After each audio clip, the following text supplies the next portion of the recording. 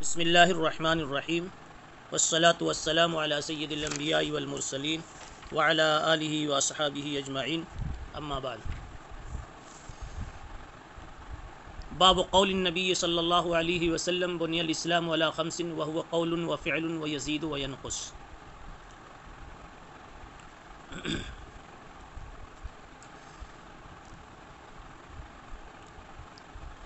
پچھلے سبق میں یہ بات آئی تھی کہ ایمان مرکب ہے یا بسیط۔ محدثین کے نزدیک ایمان مرکب ہے اجزائے ثلاثہ مشہورہ سے، یعنی تصدیق بالقلب، اقرار باللسان، عمل بالارکان سے۔ متکلمین کے نزدیک ایمان بسیط ہے، صرف تصدیق قلبی کا نام ہے۔ یہ بات بھی بتائی گئی تھی کہ یہ صرف تعبیر کا فرق ہے، ورنہ یہ دونوں گروہ اہل حق کا اپنے مدعا میں ساتھ متحد ہیں، اس لیے کہ دونوں کے نزدیک عمل کا چھوڑنے والا ایمان سے خارج نہیں ہوتا۔ حالانکہ اگر جزو حقیقی معنی میں ہوتا عمل تو عمل کے فوت ہونے سے ایمان نکل جاتا، مگر عمل کو جزو ماننے والے وہ بھی ایسے شخص کو کافر نہیں کہتے۔ معلوم یہ ہوا کہ جمہور اہل سنت والجماعت اور اہل حق کا عقیدہ یہ ہے کہ ایمان بسیط ہے اور اس کی حقیقت ہے تصدیق قلبی۔ البتہ امام بخاری رحمۃ اللہ علیہ نے یہاں ایمان کی جزئیت پر کافی زور دیا، یعنی ایمان کے اجزاء ہیں، اور اجزاء ہیں تو جس شے کے اجزاء عدیدہ ہوں وہ شے مرکب کہلاتی ہے، اس لیے ایمان مرکب ہے۔ تین باتیں بتائی، ایک تو یہ کہ ایمان ذو اجزاء ہے، ذو اجزاء ہے تو مرکب ہے، اور جو شے مرکب ہوتی ہے وہ گھٹتی بھی ہے اور بڑھتی بھی۔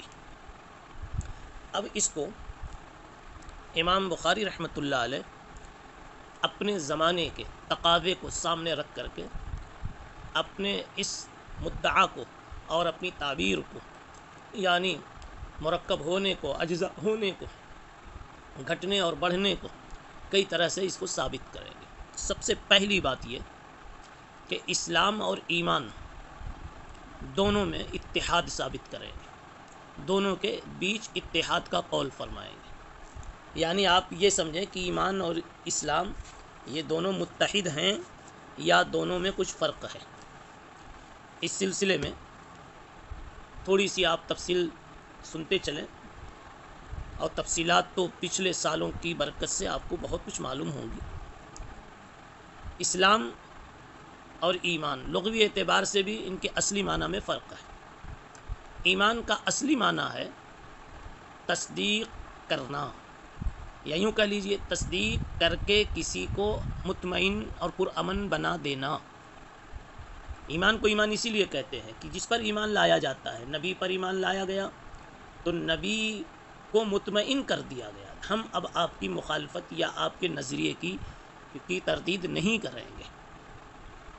یا جس کی تصدیق کی جاتی ہے، آپ نے کسی کو مسئلہ بتایا، کسی کو رائے دی اور اس نے تصدیق کر دی تو آپ مطمئن ہو گئے، آرام سے سو گئے کہ اب یہ میرے اس خیال کی یہ تردید کرنے والا نہیں۔ تو ایمان کا اصلی معنی ہے، ایمان کا اصلی معنی تو ہے ایمان امن والا کسی کو بنا دینا، اور یہ امن والا بنانا تصدیق کے راستے سے ہے، اس لیے اس کا ثانوی ترجمہ تصدیق سے کر دیا جاتا ہے۔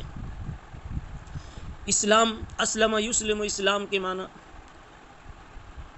کسی کی چوکھٹ پر اپنے آپ کو ڈال دینا، کسی کے تابع کر دینا، کسی کے سامنے اپنے آپ کو جھکا دینا۔ اب جب کسی نے اپنے آپ کو کسی کے سامنے کسی کے حوالے کر دیا تو یہ حقیقی اس کا معنی اسلام کے،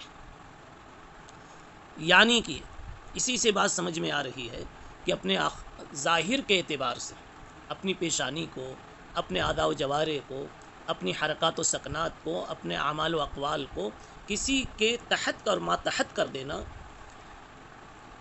اسلام اور ایمان کا یہ لغوی فرق ہوا۔ کہتے ہیں فلما اسلم وتلہ للجبین، اور اسی طریقے سے اسلمت لرب العالمین۔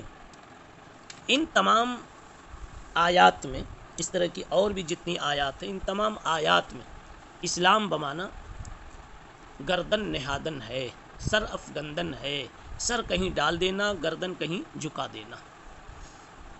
یہ لغوی معنی کے اعتبار سے فرق ہے۔ اسلام میں اور شریعت میں اور اصطلاح میں علماء کے نزدیک کیا فرق ہے؟ فرق یہ ہے کہ ایمان تو اندر کی تصدیق کا نام ہے، اندر کی تصدیق کا نام ہے کہ میں نے اللہ کو مان لیا، اللہ کو اللہ مان لیا، اور رسول اللہ کو رسول اللہ مان لیا صلی اللہ علیہ وسلم۔ اب مان تو لیا، اس ماننے کے نتیجے میں اب جو ہماری طرف سے اعمال ظاہر ہوں اسی کو اسلام کہتے ہیں۔ یہ مان لینا ایمان ہے، اور اس کے نتیجے میں اس کے مطابق کچھ کام کرنا یہ اسلام ہے۔ تو گویا ایمان اندر کی تصدیق کا نام ہے، اور اسلام اندر کی تصدیق کی بنیاد پر باہر میں ظاہر ہونے والے اور پائے جانے والے اعضاء و جوارح پر اعمال کا نام ہے۔ اعضاء و جوارح سے جو اعمال وجود میں آ رہے ہیں اس ایمان کے نتیجے میں اس کا نام اسلام ہے۔ یہ فرق ہے۔ علامہ انور شاہ کشمیری رحمۃ اللہ علیہ نے فرمایا ہے ایمان اور اسلام میں ایاب و ذہاب کی نسبت ہے۔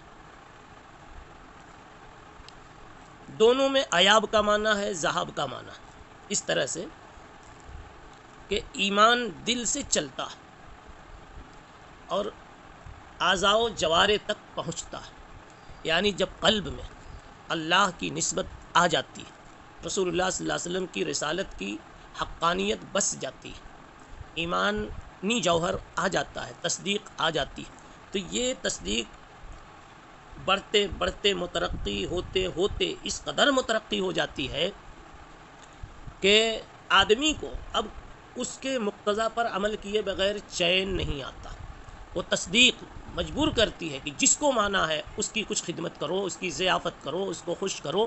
اب اس کو خوش کرنے کے لیے وہ مختلف اعمال کرتا ہے، نماز کی شکل میں، روزے کی شکل میں، زکوٰۃ کی شکل میں، حج کی شکل میں، وغیرہ وغیرہ، حسن اخلاق کی شکل میں، حسن سلوک کی شکل میں، حسن معاشرت کی شکل میں، حسن معاملہ کی شکل میں، بہت ساری چیزیں وہ چھوڑتا ہے اسی تصدیق کے نتیجے میں۔ جس کو مانا ہے اس کو خوش کرنے کے لیے، یعنی اللہ اور رسول کو خوش کرنے کے لیے کئی معاملات کو چھوڑتا ہے، کئی کمائیاں چھوڑتا ہے، اور کئی خواہشات کو چھوڑتا ہے، کئی تمناؤں کو چھوڑتا ہے۔ معلوم یہ ہو کہ یہ ایمان ہی ہے جو بڑھا چڑھا مترقی ہوا تو اس درجہ ہوا کہ باہر میں اس کے نتیجے میں اعمال ظاہر ہونے لگے۔ تو شاہ صاحب فرماتے ہیں دیکھیے ایمان چلا دل سے اور پہنچا اعضاء و جوارح تک زبان سے ہوتے ہوئے، اس لیے کہ زبان پر بھی اسی تصدیق کے نتیجے میں اسی کے مطابق بول آنے لگے، ترانے آنے لگے، لا الہ الا اللہ محمد رسول اللہ۔ اور پھر اس کو دیکھو اسلام سے، اسلام کی حقیقت ہے اعمال ظاہرہ، اور اعمال ظاہرہ سے اسلام کی ابتدا ہوتی ہے اور وہ پہنچتی ہے، وہ اسلام پہنچتا ہے، اسلام کی حقیقت پہنچتی ہے قلب تک۔ تو ظاہر سے باطن تک اسلام کا سفر ہے، یعنی انسان اسلامی اعمال کرتا ہے، نمازیں پڑھتا، تہجد پڑھتا، دعائیں کرتا، اللہ اللہ کرتا، تلاوتیں کرتا، اور دل اس کا مزہ لوٹتا جاتا ہے، اس لیے کہ اعمال کے نتیجے میں دل کو لذتیں آتی، دل مزہ لوٹتا جاتا ہے۔ اب جب دل مزہ لوٹ رہا ہے تو اسلامی اعمال کے نتیجے میں دل کی کیفیت بنتی جاتی۔ تو یہاں شاہ صاحب کی تقریر یہ ہوگی کہ اسلام چلا ظاہر سے، یعنی اعضاء و جوارح سے، اور پہنچا دل تک۔ تو یہاں بھی ایاب و ذہاب کی نسبت ہے، ایاب و ذہاب کا سفر ہے۔ اسی طریقے سے ایمان کے اندر میں بھی یہی بات ہے، تو دونوں کے درمیان ایاب اور ذہاب کی نسبت ہے۔ اب یوں کہیں گے ایمان چلتا ہے، ایمان چلتا ہے قلب سے، چلتے چلتے پھر وہ ایمان اسلام کی شکل میں اعضاء پر ظاہر ہو جاتا ہے، یعنی اعمال وجود میں آ جاتے ہیں، اور اسلام چلتا ہے اعضاء و جوارح سے، اور اعضاء و جوارح سے اعمال وجود میں آتے آتے قلب میں اس کی بشاشت، اس کی لذت جم جاتی ہے، مرکوز ہو جاتی ہے۔ تو گویا اسلام چلا باہر سے پہنچا اندر تک، ایمان چلا اندر سے اور پہنچا باہر تک۔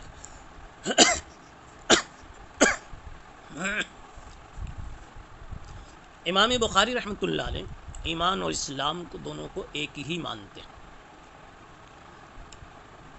اب جب دونوں کو ایک مانتے ہیں تو اس کی وحدت کے لیے، یکسانیت اور اتحاد کے لیے دلیلیں پیش کر رہے ہیں۔ میں نے درمیان گفتگو ایک بات کہی کہ اس زمانے کے بعض عوارض کی وجہ سے، حالات کی وجہ سے حضرت نے ایمان اور اسلام کو ایک قرار دیا اور ایمان اور اسلام کو مرکب مانا۔ وہ عوارض کیا تھے؟ وہ اصل میں مرجیہ کا فتنہ تھا۔ مرجیہ کا فتنہ اتنا خطرناک تھا کہ انہوں نے عقیدہ بنا لیا تھا کہ لا تضر معصیۃ مع الایمان۔ ایمان بن گیا، ایمان اندر میں آ گیا، تصدیق آ گئی تو بڑا سے بڑا گناہ بھی انسان کے لیے مضر نہیں ہے۔ وہ قتل کرے، زنا کرے، شراب نوشی کرے، کسی کا مال لوٹے، کسی کی نیند اجاڑے، کوئی چیز اب مضر نہیں۔ نہایت اسلام کے مزاج کے خلاف اور نہایت درجہ خلاف یہ بات تھی، اور اس کا ان لوگوں نے شور مچا رکھا تھا۔ یعنی کہ ایمان کی ضرورت تھی، ایمان یعنی تصدیق کو تو وہ کہتے تھے اس کی ضرورت ہے جنت لینے کے لیے، اسلام کی ضرورت نہیں ہے، یعنی اعمال کی ضرورت نہیں ہے۔ تو حضرت نے انہی کی ضد میں آ کر، انہی کے دفعیے کے لیے اسلام کو بھی ایمان کا مقام دے دیا، اور بہت ساری آیتوں میں اسلام اور ایمان کو ترادف کے ساتھ استعمال کیا گیا ہے۔ اسی لیے تو بعض حضرات نے ایمان اور اسلام کے درمیان میں ترادف کا قول بھی کر دیا۔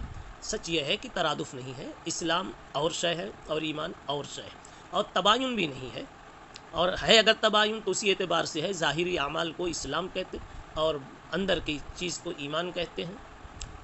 ورنہ سچ یہ ہے کہ اس کا تعلق تباین جیسا نہیں، درخت اور اس کے پتے جیسا، کہ درخت تو اصل ہے اور پتے اس کے ثمرات ہیں، متعلقات ہیں، ایسے ہی ایمان اصل ہے اور اسلام یعنی اعمال ظاہرہ اس کے متعلقات ہیں۔ تو بہرحال جس پس منظر کی بات میں کہہ رہا تھا وہ پس منظر آپ کے سامنے پیش کیا گیا کہ چونکہ مرجیہ کا بول بالا تھا، دور دورہ تھا، اور ان کا نہایت خطرناک اس سلسلے میں نظریہ تھا، ان کی تردید کے لیے امام بخاری رحمۃ اللہ علیہ نے یہ اسلام اور ایمان کو ایک ہی مان کر کے پوری گفتگو فرمائی ہے۔ اب جب دونوں چیز ایک ہی ہوئی تو ظاہر سی بات ہے کہ اسلام اور ایمان جب ایک ہے اور اس کی تعبیر مرکب کے انداز میں کی ہے تو اب مرکب ہونا ہی حضرت ثابت کر رہے ہیں۔ دیکھیے بسم اللہ الرحمن الرحیم، باب قول النبی صلی اللہ علیہ وسلم بنی الاسلام علی خمس۔ پہلا کمال دیکھیے حضرت کا کہ اوپر عنوان ہے کتاب الایمان، اور ترجمۃ الباب ایک حدیث سے بنا رہے ہیں، اور حدیث سے بنی الاسلام، تو ترجمۃ الباب میں حدیث الاسلام کی لا رہے ہیں، اور بنیادی عنوان ہے کتاب الایمان۔ کہنا یہ چاہتے ہیں کہ جو ایمان ہے وہی اسلام ہے۔ پھر آگے کہا بنی الاسلام، اسلام مرکب ہے، اسلام مرکب ہے، بنی مرکب ہے، مرکب ہے کتنی چیزوں سے، عدد سے کوئی غرض نہیں ہے، اسلام کا مرکب ہونا بتا دیا۔ البتہ حدیث میں تو بتایا گیا کہ 5 چیزوں سے مرکب ہے، جس کا ذکر آگے آئے گا، شہادت اللہ الہ الا اللہ سے لے کر کے حج تک۔ البتہ وہ 5 چیزیں یا اسلام کے سارے اعمال اور اسلام مرکب کے سارے اجزاء 2 حصوں میں بانٹے جا سکتے ہیں، وہ قول و فعل، قول میں یا فعل میں۔ اسلام کے اعمال یا تو قولی ہوں گے یا فعلی ہوں گے۔ اسلام یا تو قول کا نام ہے یا فعل کا نام ہے۔ کلمے کا اقرار، کسی موقع پر اچھا بول، چھینک آئے تو اس وقت کا وظیفہ، اس وقت کی دعا، سونے جائیں اس وقت کی دعا، یہ سب قول ہے۔ فعل، کرنے کے کام کرنا، چھوڑنے کے کام چھوڑنا، یہ سب افعال ہیں۔ 2 گویا اس اسلام و ایمان کے جو اعمال ہیں وہ 2 حصوں میں انہوں نے بانٹ دیا، یا تو وہ زبان کے اعمال ہوں گے یا اعضاء و جوارح کے اعمال ہوں گے، اور آپ اگر چاہیں تو ان کو قول و فعل کو 3 بھی بنا سکتے ہیں، اس طرح سے کہ فعل میں تعمیم کر لیجئے، فعل اعضاء ہوں یا فعل قلب ہوں۔ اگر فعل اعضاء ہے تو یہ عمل بالارکان ہے، فعل قلب ہے تو تصدیق ہے، اور پھر ایک یہ قول ہے جس کو اقرار باللسان کہیں گے، تو یہ 2 بول کر کے 3 کے برابر ہے۔ اسی طریقے سے ایک اور تعمیم کر سکتے ہیں، قول میں تعمیم کر لیجئے کہ قول سے مراد یا تو قول قلب ہے یا قول لسان ہے، 2 ہو گئے۔ اگر قلب ہے تو تصدیق ہے، قول لسان ہے تو اقرار ہے، اور فعل سے عمل بالارکان ہے۔ اس طرح ان کے 3 اجزاء بن جاتے ہیں قول اور فعل سے۔ سبحان اللہ بحمدہ، سبحان اللہ۔